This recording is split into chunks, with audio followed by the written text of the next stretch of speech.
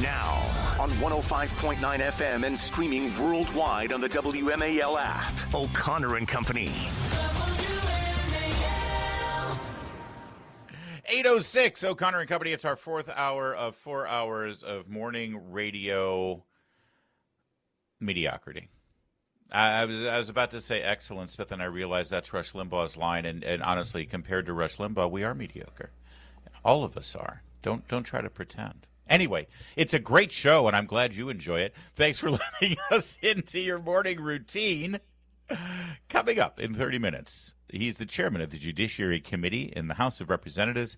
He is Republican Jim Jordan, and he'll be having a conversation with us. In the meantime, it's Larry O'Connor alongside Julie Gunlock. Happy April Fool's Day, Julie. Happy April Fools. Don't I scare understand anyone we've today. we've got a report that certain students are taking smelly fart spray on the school buses. Yes, it's been reported to me that fart spray is on the school buses this morning. We won't say I'll to be what honest school, with you. but yeah. Having raised two boys through their middle school years and teenage years, you don't need the spray. This is a school point, bus full of seventh graders heading to school will automatically smell like flatulence. You don't need the spray on April Fool's Day. It's just another school day, but that's all right. We hope the kids are having fun. Don't trust an adult who tries to do an April Fool's joke on you. They're juvenile, and they should be removed from your life. All right, joining us now, Tom Bevan. He is the founder and publisher and grand poobah at Real Clear Politics, and he joins us now to discuss today's special elections in Florida and Wisconsin. Hey, Tom, always good to talk to you. Thanks for being here. That was quite the lead-in, Larry. I appreciate that. Yeah, I know. There's no, we move on from flatulence now to Tom Bevan. So. Yeah. So let's dispense with Florida first, because is there any indication that Republicans will lose these? This is the Gates seat and the Walz seat to people who are no longer. They just won election in November. Walz, of course, in the administration. Gates, we know the story that happened there. Is there any suggestion that Republicans are not going to retain those seats? I mean, the polls show. I think the Gates seat, which is Florida 1, which is the Panhandle, is less competitive. The Republican there, Jimmy Petronas, is the CFO, Chief Financial Officer of Florida. Gates won that by 32, and just in 2024, and that seems to be less competitive. The Walz district, though, there is some indication that it might be close. And again, Walz won that by 33 points. Trump carried both of these districts very heavily in 2024. So even if they win them, but they win them by single digit, let's say, the narrative that will be coming out of this is, there's a Democratic swing of 25 points in each of these deep red districts in Florida. And that is not going to be seen as a positive for the Republicans. So I expect they'll probably hold on to them. If they don't, it will be a real shocker. But even if they win by anything less than 20 plus points or something, that'll be the narrative that you'll read in the newspapers tomorrow. So basically, Julie, Democrats are just hoping for, we made it close, I guess is what you're saying, Tom. Right. All right, so let's turn to Wisconsin, because not only is this a close one, but it also has huge ramifications on redistricting there, but also on the fact that this is a state Supreme Court justice, so whoever wins this seat will be able to possibly block some of the Trump administration's efforts in deportation, et cetera, et cetera. How this looks razor thin right now. The Democrat, or I guess this is nonpartisan, right? So technically, it's not Republican versus Democrat. Well, I mean, or is it? No, I mean it basically is. Yeah, I mean, listen, the Supreme Court, not just in Wisconsin, but in a lot of they're nominally supported, nonpartisan. But this is clearly a liberal versus conservative, a Democrat versus Republican type situation. Right. Liberals hold the balance of the court 4-3. So this would flip the balance of the court if Republicans can win this. And it is, again, there's been just an astonishing, I think $100 million is the latest count that I saw, spent on this race. Obviously, Elon Musk is in there. He spent 11 plus million in holding rallies and giving away money. And So it's the highest profile state Supreme Court race that we have ever seen. And again, Wisconsin, if you take away 2008, 2012, Obama's victories there's no state in the country that has been closer than Wisconsin in 2000, 2004, 16, 20, 24. I mean, state's been decided by, in some cases, less than 5,000 votes, and in multiple cases, less than 10,000 votes. So they've been doing hand-to-hand political combat in Wisconsin for a long time. Both parties know exactly where their voters are and how to turn them out. And so I expect it won't be as big as a presidential election, but turnout's going to be big. But all the polls, including, two of the most accurate pollsters from 2024, Atlas Intel and Trafalgar paired up with Insider Advantage. Their most recent polls show the Democrat Crawford leading the Republican. Atlas Intel shows Crawford up 7 points. Trafalgar shows Crawford up 2 points. So it looks like, at least if you believe the polls, and again, these kind of off-year elections are really tough to poll. I mean, they really, it's a difficult job. But if the polls, every single poll that we've seen in this race, and there have been 1, 2, 3, 4, 5, 6 polls taken in the last month, have all shown the Democrat ahead. One of them, only one poll has showed the race tied. Okay. So maybe razor thin is not the best way to describe it, but the newest poll is the Trafalgar one that you just – I guess the Atlas one is dated the same time period. So you got the +7 for Crawford or +2 for Crawford. Either way, Crawford seems to have a lead in the latest polls, the last polls before today's election day. It should be pointed out, though, Tom Bevan, again, using the same standard that we just laid out for Democrats in Florida, the last time a Supreme Court seat was up in Wisconsin, the Democrat, won by 10 points over Republicans. So even if, Republicans need to win this seat, but if it's within 1 or 2 points, that's a huge improvement from last time a Supreme Court seat was up. Yes, but moral victories are, in this case, I think, less instructive than they would be for, Democrats in Florida, for example, because to your point, this seat is going to be very consequential in terms of where this state, the policies that come out of this state and the decisions that are made by this court are going to have a lot more impact than, a seat in Florida, for example. So you mentioned, I'm sorry, Julie, I thought that you were, go ahead. But one of the lesser known races that's going on in Wisconsin is the superintendent of public instruction. I didn't realize superintendents were elected. I thought they were appointed by the governor. Is this something that's just Wisconsin, or does this happen in multiple states? Or am I an idiot and every superintendent in the states are elected? This seems odd to me. I think it varies from state to state. I'm not an expert on that, but I believe in, I'm in Illinois. I believe we elect our superintendents as well. So I could be wrong about that, but I don't think that's a totally unique situation. Unheard of. Yeah, it seems to me, though, that education would be something that the governor would control. So it certainly complicates education policy at the state level when you have an elected superintendent that might go against the governor. Anyway, just kind of an interesting thing there. Disagree with that either, Julie. I mean, all these positions have been so politicized that it has become, it's been every aspect of our civic life has been politicized. Yeah. Not county coroner, Tom Bevan. There's some things that can't be politicized when you're dead. Dog catcher. That's right. No. Dog catcher is totally political. 100%. Maybe. You kidding me? Tom Bevan, thanks. We'll be watching this special election on April Fool's Day. But there's no pranks going on over at RCP. Check out realclearpolitics.com. Not as far as I'm aware of. No. Oh, nice disclaimer. Yeah, exactly. Wegman's going to come up with some crazy. Keep your eye on Wegman, man. That guy. 8:15. WMAL, making sense of the news. Live from the Home Paramount Pest Control Studios. Home Paramount, the leader in pest control since 1939.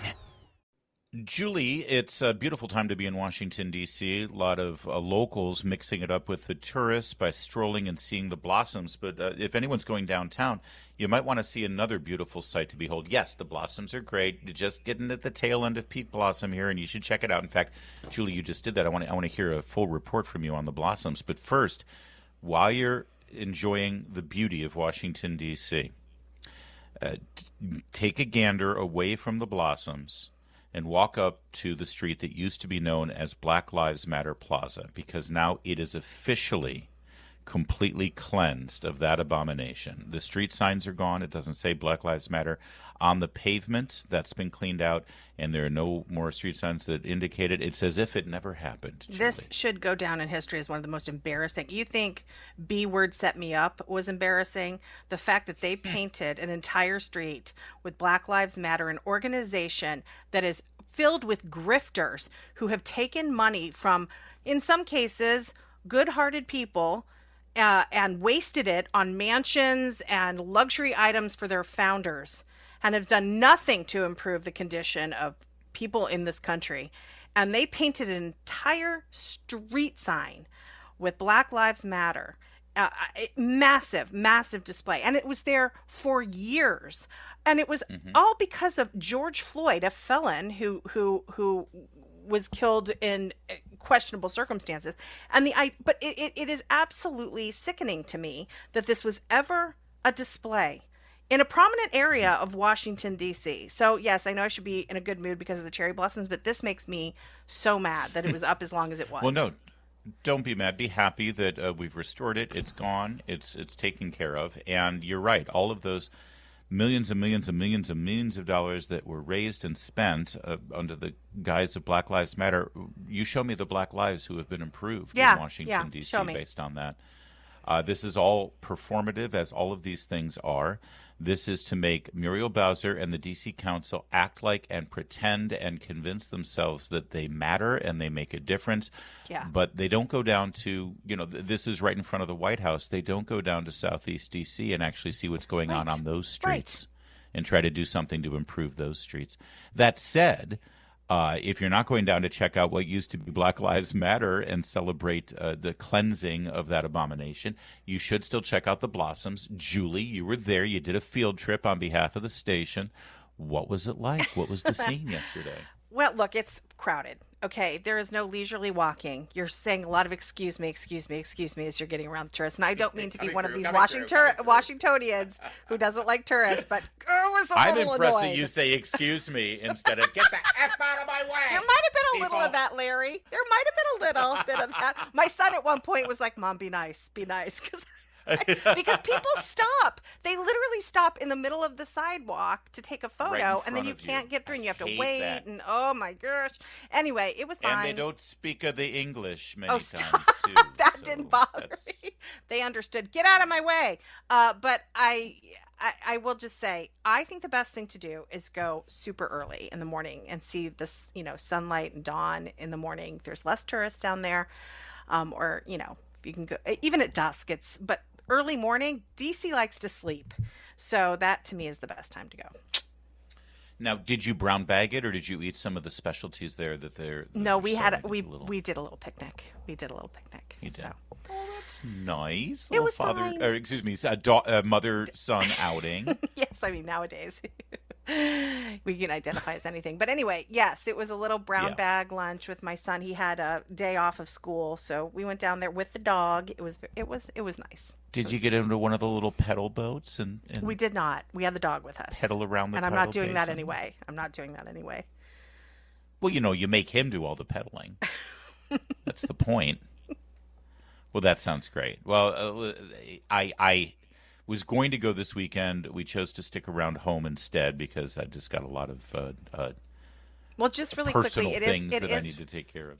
It is really beautiful. It is at the phase of the cherry blossoms are starting to fall, so it feels like it's snowing. Yeah. It's really beautiful to be under the cherry blossoms. I like that part, and they're on the ground, and it's no, I think I might go. Honestly, I'll be honest. I'm still.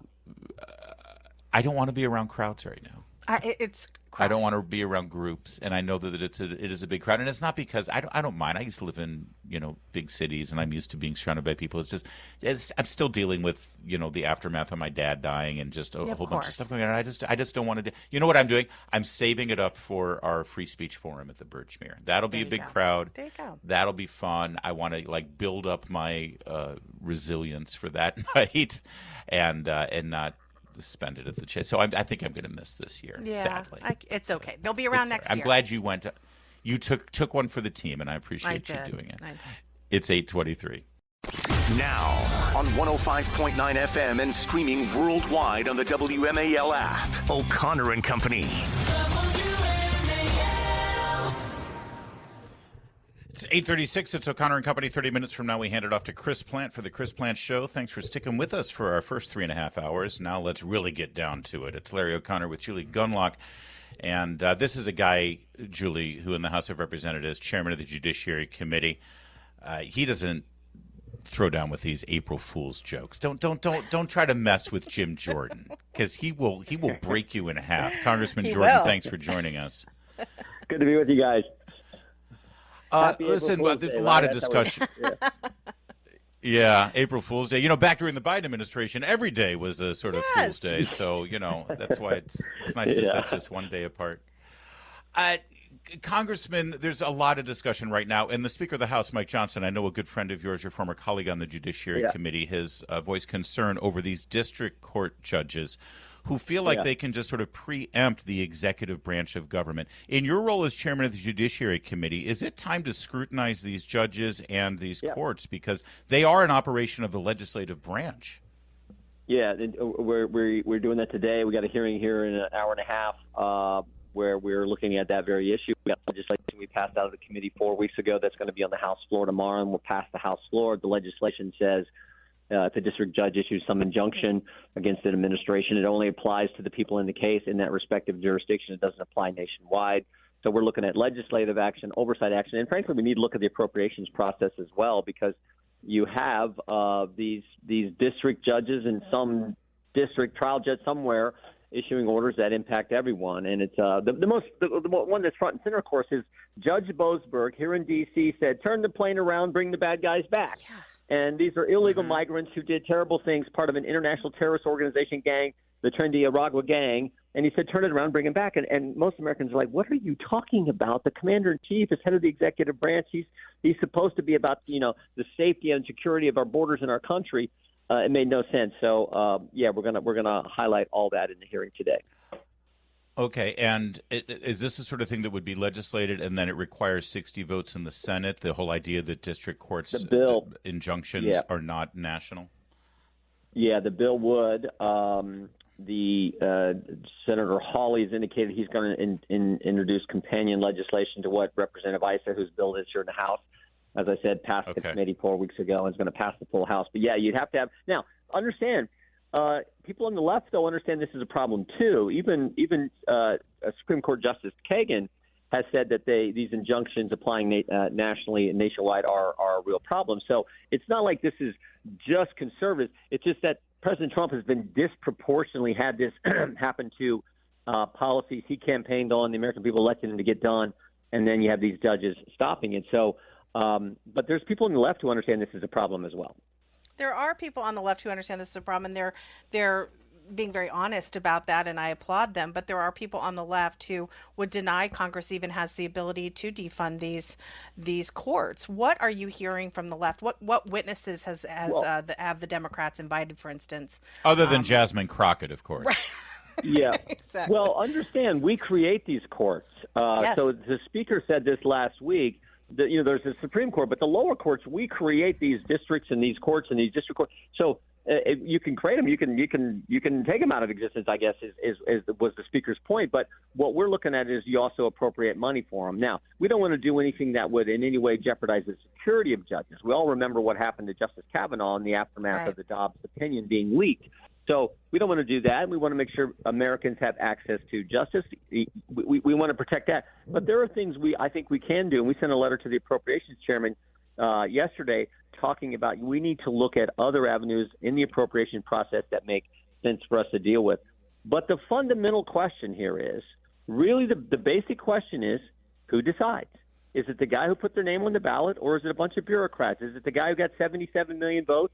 Or is it some federal district judge? And the way our system works is the individual who puts their name on a ballot that we, the people, elect is supposed to make these decisions in the executive branch that are relative to the executive branch, not some district judge. And that's where the left has the rub, because the left always trusts trust the bureaucracy and the judges over the individuals who get elected by we the people.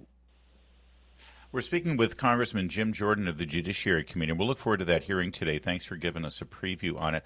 I'd love to ask you, now that you've got Attorney General Pam Bondi and FBI Director Kash Patel in place, and these are people that you said you express great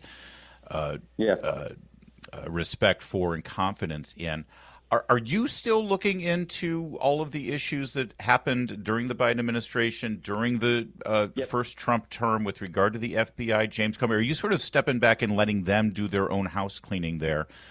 What's the legislative role here in oversight? Yeah, both. We still got questions that we think we want answers to and the American people want answers to. We sent 7 subpoenas to Kash Patel 4 weeks ago. It's night and day, the compliance and the feedback we're getting, the information we're getting back from the FBI compared to what we didn't get back from and the response we didn't get from Chris Wray and Merrick Garland. And then, of course, Pam Bondi is the same. She rescinded the memo and the directive on the school boards and investigating parents and that system. She rescinded that right when she got into office. Night and day, what we've seen and the response they've given to Congress as we conduct our constitutional duty to do oversight of the executive branch. So I'm very pleased with the Attorney General and, of course, and the Deputy Attorney General, Todd Blanche, I think is tremendous as well. And, of course, Kash, who's running the FBI. All right. Well, we appreciate you joining us today. Thank you, as always. And you got a busy day ahead of you. We'll be watching. All right. Take care, guys. Thank you. Thank you. Thank you. You bet. Do you think he's going to wear a jacket, considering it's such a big hearing? Maybe that'll be his April Fool's thing. He'll wear a jacket. That would be brilliant. That would be great. You know what? So Jim Jordan famously just wears shirt sleeves at these committee hearings. He should walk in with not just any sport coat. He should wear Kid Rock's jacket. That's exactly what I was just about to say. There you go. That would be brilliant. Let's go.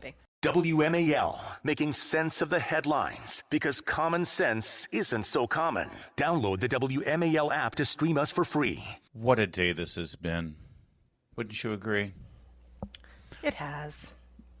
It's April Fool's Day, and so we've been trying to focus mostly on pranks, but there's another thing about April Fool's. It brings out all the fools, and we've got a fool to discuss.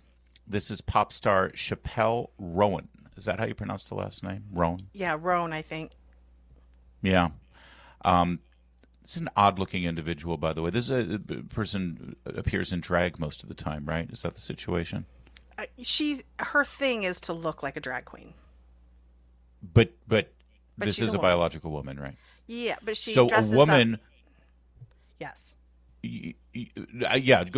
So purposely goes out of her way to style herself like a man, as though looking like a woman. Yes. Right. Do you need me to get the whiteboard out? No. I'm tracking with you. I'm just trying to figure out why a woman would go out of her way to make herself look like a man who is creating this minstrel. She wants to be a tranny. She wants to be like a She wants to be and so she wants to appear to be a man, like a man who identifies as a woman. Right. When in fact she is a woman. Yes. This is a whole new kind of dimension. And she has these catchy pop songs. It's like the trans version of Taylor Swift. Okay. But she's not a trans. She is a woman. I mean, she probably identifies as a carrot. Like, I don't know. Like some other root vegetable. Who knows? Let's not discriminate. Could be any root vegetable. She does have red hair. All right. So thank you for explaining. Well, no, she presents with red hair. We don't know that she actually has red hair. Yes. All right. True. So the point is, somebody who is so clearly on top of her own identity and her own psychological well-being is the first person I'm going to go to for parenting advice. Right. And how to be a happy individual. So here's this Chappell Roan person who is a woman who dresses as though she were a man dressing as a woman. A drag queen. Which is, by the way, 4D chess in this whole transgender game. You got to hand it to her. You do. The rest of us are all just still dealing with Corporal Klinger, and she's like, boom, I got you. Here's my trump card. Here's Chappell Roan pontificating about how horrible it is to be a mother. All of my friends who have kids are in hell. I don't know anyone. I actually don't know anyone who's like happy and has children at this age. I have like a 1-year-old, like 3-year-old, 4 and under, 5 and under. I literally have not met anyone who's happy, anyone who has like light in their eyes, anyone who has slept. Is that it? So Oh, to be fair, so boring. Yeah, I mean, the friends she's talking about. I just want to be fair. No, I don't. Her friends happen to be Kamala Harris's parents, right? And so, Harry. I mean, that's understandable. Yes. If my kid were somebody, or maybe her friend is Tim Walz. I also want to. I will also say that. Look, I had 3 kids under 4. Okay, at one point, I'm not sure people would have described me as happy. Okay, or well rested, or there were some tense years. Okay, when you and I have all boys. Okay, when you have 3 under 4, okay, or more, for goodness sake, okay, or even 2, right? But young kids are tough. Okay, there's no doubt about it. Yeah. But they are hilarious and they bring great joy, and there are moments. I mean, these sweeping generalizations. I mean, I think it's very easy to say, look, I have friends, they have children. You can't go out, you can't do this. If your intention is to act like a single person when you have young children, you're not going to be happy. But if you want to be a mother and you want to raise good kids and enjoy them, then you're going to have moments of happiness and moments of, oh my gosh, they're never going to sleep and whatever. Yeah. It's just kind of lazy to characterize it that way. Of course it is. And her priorities and her moral and her focus and her foundation is completely skewed, and that's fine. 2 quick things. Let me just close it out with 2 things real fast. 21A here. This kind of person right here. Like. Yeah, I don't want her raising children because we're gonna have a whole army of like kids. Number 1. Number 2, a woman who dresses as though she's a man identifying as a woman is the last person I want raising new children. So honestly, I hope Chanel Roan listens to her own advice. Chappell. Don't procreate. For the what did I call her? Chanel. Yeah, it's 8:52. That's a wrap, Julie. Up next, it's the Chris Plant Show. Thanks for listening. We'll talk to you tomorrow. It is indeed. And we have a thing or two. How about these gang